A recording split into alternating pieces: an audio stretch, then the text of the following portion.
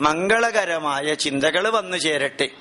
അപ്പൊ അവിടെ ജാതിയോ മതമോ ഇസമോ പ്രായമോ വർഗമോ വർണ്ണമോ ദേശമോ ഭാഷയോ ഒന്നും പ്രശ്നമാകാതെ ജീവിതത്തിൽ എത്ര കാലം ജീവിക്കുന്നുവോ അത്രയും കാലം നമ്മളുടെ ശരീരത്തിന് ദുഃഖമുണ്ടാക്കാത്ത സാധനങ്ങള് ദുഃഖമുണ്ടാക്കുമ്പോൾ, വേദനയുണ്ടാകുമ്പോൾ അത് തടയാനുള്ള സാധനങ്ങള് നമ്മൾ എവിടെ നിന്നും വാങ്ങിക്കുന്നത് പോലെ മനസ്സിന് വേദന ഉണ്ടാകുന്ന സമയത്ത് അതില്ലാതെയാക്കാനുള്ള പൈതൃകത്തിന്റെ അറിവുകള്, വാല്യൂ ബേസ്ഡ് അറിവുകള്, മൂല്യാധിഷ്ഠിത അറിവുകള് എവിടെ നിന്നും വായിക്കാൻ, എവിടെ നിന്നും പഠിക്കാൻ, എവിടെ നിന്നും സ്വീകരിക്കാൻ, എവിടെ നിന്നും ജീവിതത്തിൽ പകർത്താൻ സാധിക്കുന്നതാണ് ഭാരതത്തിലെ പൈതൃക സന്ദേശം എന്ന് പറയുന്നത്.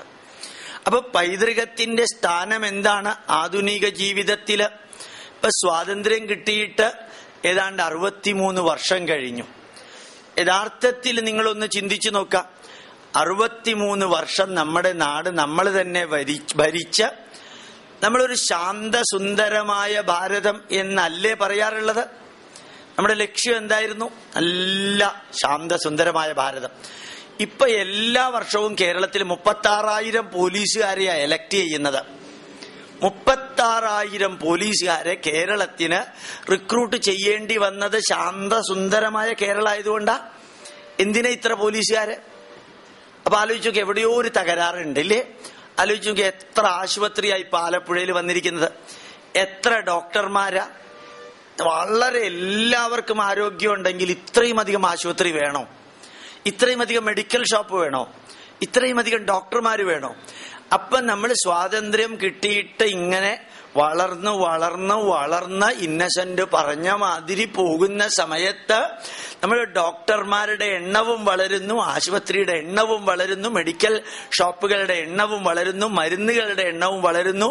അതിന്റെ അർത്ഥം നമ്മൾ വളരുകയല്ല, തളരുകയാണ്. അർത്ഥം മനസ്സിലായല്ലോ ഇല്ലേ?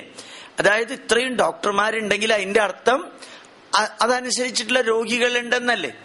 അപ്പൊ രോഗികളുടെ എണ്ണം കുറയണോ കൂടണോ? രോഗികളുടെ എണ്ണം കുറയണം.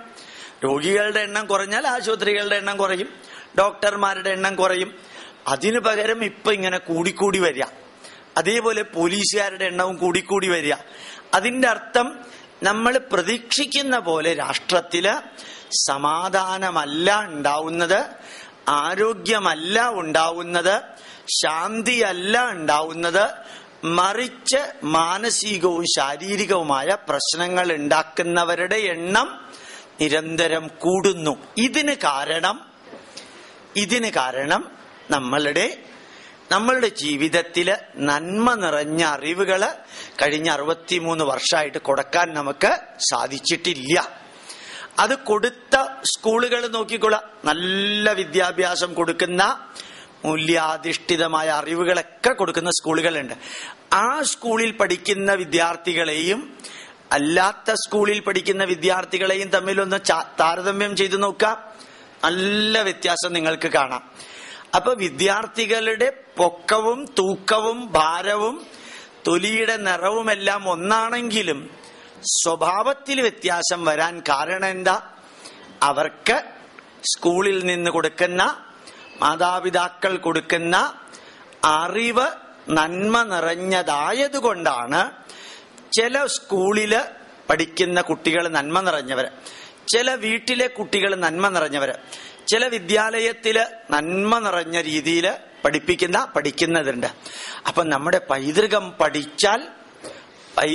പഠിപ്പിച്ചാൽ അത് മോഡേൺ സബ്ജക്റ്റിന്റെ കൂട്ടത്തിൽ ചേർത്ത് പഠിപ്പിക്കണം. പഠിപ്പിച്ചാല് നമുക്ക് നന്മ നിറഞ്ഞ മനുഷ്യനാവാനും സാധിക്കും, വലിയവനാവാനും സാധിക്കും. ആലോചിക്കുക, 13 കുട്ടികളുള്ള ഒരു വീട്ടിൽ ജനിച്ച ആളാണ് ഡോക്ടർ APJ അബ്ദുൽ കലാം. നിങ്ങൾക്കറിയാം, 13 കുട്ടികളാണ് അച്ഛനമ്മയ്ക്കുള്ളത്. അതൊരു മുക്കുവരുടെ കുടുംബമായിരുന്നു. അതൊരു ഓലക്കെട്ടിടായിരുന്നു. അതൊരു കടൽ തീരത്ത്, രാമേശ്വരത്ത് കടൽ തീരത്തായിരുന്നു. ആ കുട്ടികൾക്ക് അവരുടെ അച്ഛനമ്മമാര് ഭക്ഷണം ഉണ്ടാക്കി കൊടുക്കാൻ പോലും ഉള്ള കഴിവുണ്ടായിരുന്നില്ല. അവര് ഭക്ഷണം കഴിച്ചത് മിക്കവാറും രാമേശ്വരം അമ്പലത്തിൽ നിന്ന് കിട്ടുന്ന ചോറാണ് ഭക്ഷണമായിട്ട് വീട്ടിൽ കഴിച്ചിരുന്നത്. പക്ഷെ ആ ഒന്നുമില്ലായ്മയിൽ നിന്ന് ഡോക്ടർ APJ അബ്ദുൽ കലാം എന്ന ഒരു ലോകപ്രസിദ്ധ ശാസ്ത്രജ്ഞൻ വളർന്നുയർന്നു. ഡോക്ടർ APJ അബ്ദുൽ കലാം എന്ന അസാധാരണ ഇന്ത്യൻ പ്രസിഡന്റ് ഉണ്ടായി.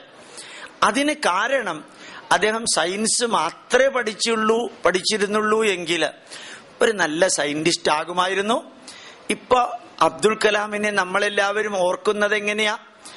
ഏത് വിദ്യാർത്ഥിയുടെയും അടുത്ത് ചെന്ന് സംസാരിക്കാൻ കഴിവുള്ള ആള്, ശാന്തമായിട്ട് സംസാരിക്കാൻ കഴിവുള്ള ആള്, നല്ല മനുഷ്യത്വമുള്ള ആള്, ഏത് സ്ഥലത്ത് ചെന്നാലും നമ്മുടെ രാഷ്ട്രത്തിന് നന്മയുണ്ടാവണമെന്ന് വളരെ വികാരത്തോടുകൂടി പറയുന്ന ആള്, നമ്മുടെ സമൂഹത്തില് നന്മകൾ സ്ഥിരമായിട്ടുണ്ടാവണം എന്ന് പറയുന്ന ഒരാള്. അപ്പോ അദ്ദേഹം നമ്മുടെ രാഷ്ട്രം 6 വർഷം ഭരിച്ചപ്പോ സയൻസ് അല്ല പ്രസംഗിച്ചത്. എന്തായിരുന്നു പ്രസംഗിച്ചത്? ജീവിത മൂല്യങ്ങളായിരുന്നു പ്രസംഗിച്ചത്. അത് ഡോക്ടർ APJ അബ്ദുൽ കലാമിന് ജീവിത മൂല്യങ്ങളെ പ്രഭാഷണം നടത്താൻ സാധിച്ചത് എന്തുകൊണ്ടാ? ചെറുപ്പം മുതൽക്കേ പഠിച്ചത് കൊണ്ട്. അപ്പൊ നമ്മുടെ മുമ്പില് ഡോക്ടർ അബ്ദുൽ കലാമിന്റെ അടുത്ത ദിവസം പറഞ്ഞ ഒരു വരി വായിക്കുകയുണ്ടായി.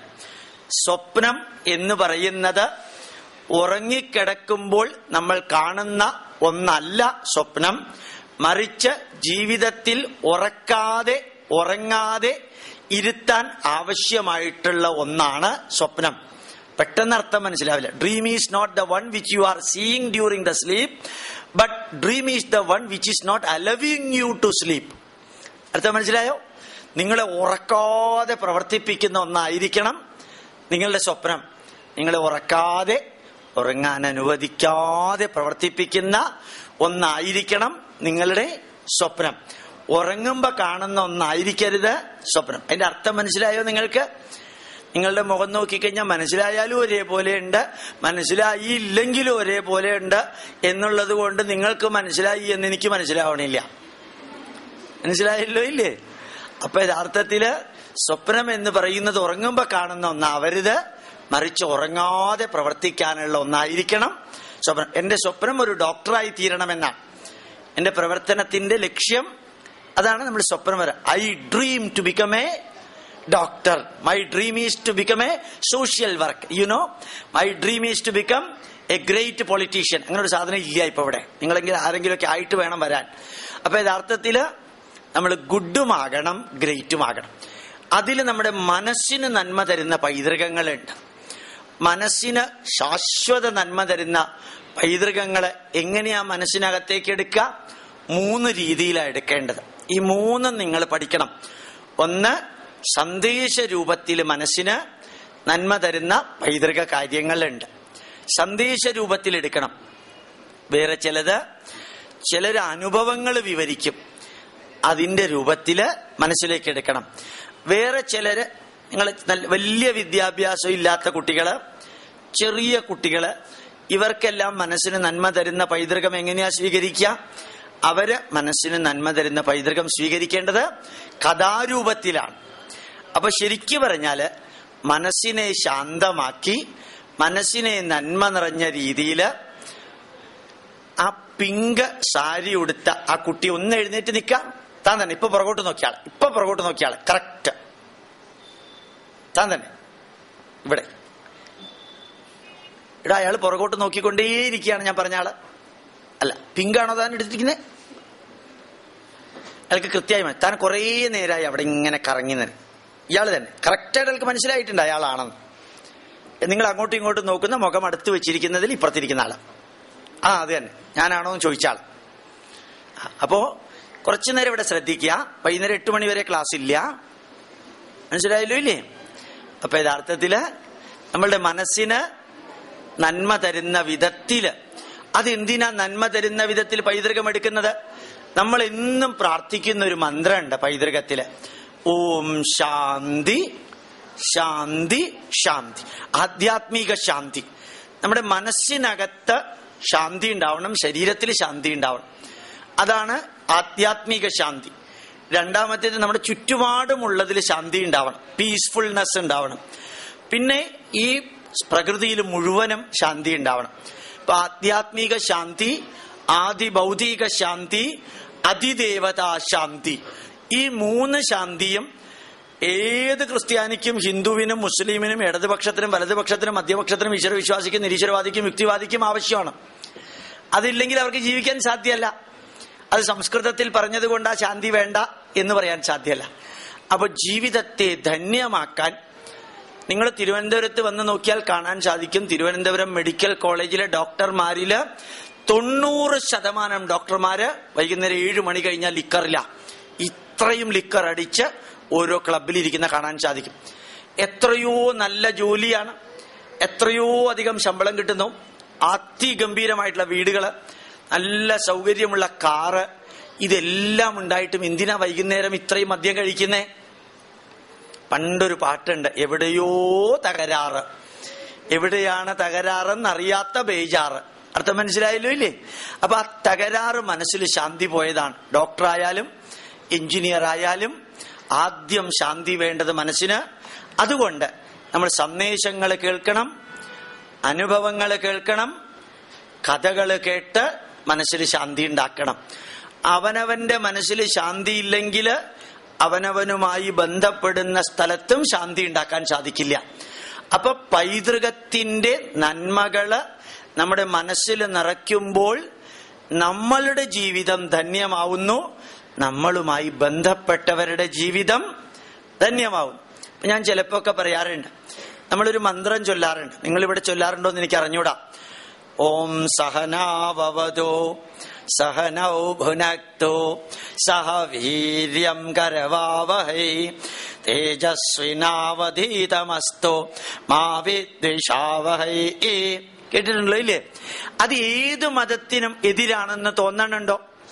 സഹനാവവതു, ലെറ്റസ് എക്സിസ്റ്റ് ടുഗദർ. ആ ലെറ്റസ് എക്സിസ്റ്റ് ടുഗദർ എന്ന് തലശ്ശേരിയിലും കണ്ണൂരിലും തന്റെ എതിരെ നിൽക്കുന്നവന്റെ നെഞ്ചത്ത് കത്തി കൊണ്ട് കുത്താൻ പോകുന്നവന്റെ അടുത്ത് ഈ ഒരു മന്ത്രം പറഞ്ഞവനെ പഠിപ്പിച്ചിരുന്നു എങ്കിൽ നമുക്ക് ഒരുമിച്ച് ജീവിക്കാം, ഒരുമിച്ച് കർമ്മഫലം അനുഭവിക്കാം, നമുക്ക് വാശിയും വിദ്വേഷവും ഇല്ലാത്ത ഒരു മാനസികാവസ്ഥ ഉണ്ടാക്കാം. അനുനിമിഷം പ്രവർത്തിച്ച് ഒരുമിച്ച് നമുക്ക് തേജസ്വികളായി തീരാം.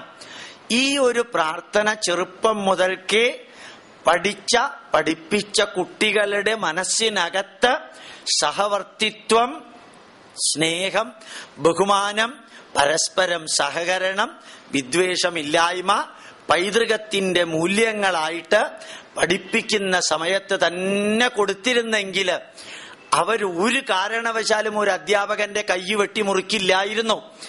അവരൊരു കാരണവശാലും കത്തിയെടുത്ത് കുത്തി ഒരുവന്റെ നെഞ്ചത്ത് ആ പെടയുന്ന അവസ്ഥയിലേക്ക് കൊണ്ടുപോകുമായിരുന്നില്ല. നല്ല വിദ്യാഭ്യാസമുള്ളവര് തന്നെയാണ് പലരും ടെററിസ്റ്റുകളായിട്ടും അതേപോലെ നശീകരണ പ്രവർത്തനത്തിലും രാഷ്ട്രീയത്തിന്റെയോ മതത്തിന്റെയോ എല്ലാം പേരില് ഇന്നും നടമാടുന്നത്. അത് അവർക്ക് കൊടുക്കേണ്ട കാര്യങ്ങള് കൊടുക്കേണ്ട സമയത്ത് കൊടുക്കേണ്ടവര് കൊടുക്കേണ്ടതുപോലെ കൊടുക്കാത്തത് കൊണ്ടാണ്. എല്ലാവരും ധരിച്ചു പുസ്തകത്തിലുള്ളത് പഠിപ്പിച്ചാൽ അവര് വളരെ നല്ല മനുഷ്യരാവും. അപ്പം മനസ്സിനകത്ത് മാറ്റം വരണം. അതിന് ചെറിയ ചെറിയ നന്മകൾ കൊടുത്താൽ പോലും വളരെ വലിയ എഫക്റ്റ് ഉണ്ടാവാറുണ്ട്.